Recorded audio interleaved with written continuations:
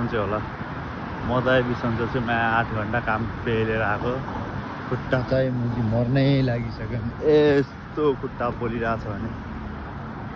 कतिमा 11 बजिसक्यो घर जाँदा जाँदा 12 साढे 12 1 बज्छ 1 बज्छ घर जाँदा जाँदा खुट्टा त मैं यस्तो पोलिरहेछ मुझे 8 घन्टा नन स्टप उभ्या छ है मुझे काम छ कि छैन बाल छैन तर मुझे बस्न चाहिँ नमिल्ने रहेछ क्या यतातिर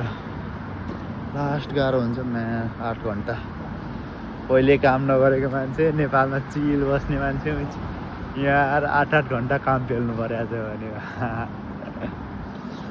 काम त त्यस्तो अब ठिकै जस्तो थियो प्लेटहरू मिलाउने काम थियो म्हणजे मेसिनबाट माझेर आउँथ्यो अनि त्यो मिलाउने राख्ने पुस्ने तर म्याच किन लास्ट खुट्टा दुख्छ क्या मुजी उब्दा हल्का यसो बस्न पाएको हुन्थ्यो बस्नै दिँदैन आधी घन्टा ब्रेक दिन्छ खानालाई तर खानालाई चाहिँ जे मान लाग्यो त्यो खाने त्यो ब्रेकमा आधी घन्टामा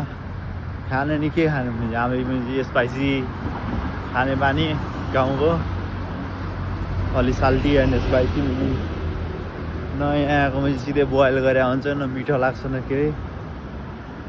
यस्तो भमिट आउला जस्तै भएको थियो भने म खाना खाना गएको सब फालिदिएको भने क्यालिफोर्नियाको समन इज लुकिङ यस्तै भयो यहाँ त होमलेसहरू त मैले कति हुन्छ यहाँ त ट्रेनहरूको स्टेसन अगाडि गयो भने त झन् कति हो कति होमलेस अब घर जाँदा जाँदा 12 बज्छ खाना खाने सुत्ने फेरि भोलि काम राखिदिएको छ फेरि भोलि आउँछु